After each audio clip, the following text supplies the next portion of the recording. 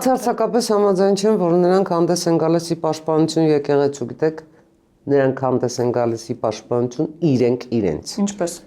Շատ պարզ։ Շատ պարզ։ Սկսենք Ռոբերտ Ամստերդամից։ Ինչու է Սամվել Կարապետյանը ընդհանրապես հայ փաստաբանական համայնքին նման վիրավորանք հասցնում։ Չկար մեկը, որ պաշտպաներ շահերը։ Այսպես Ամստերդամ հնչեղ ազգանունով։ Գիտեք, եթե Սախալինսկիլներ էլի կհասկանայի։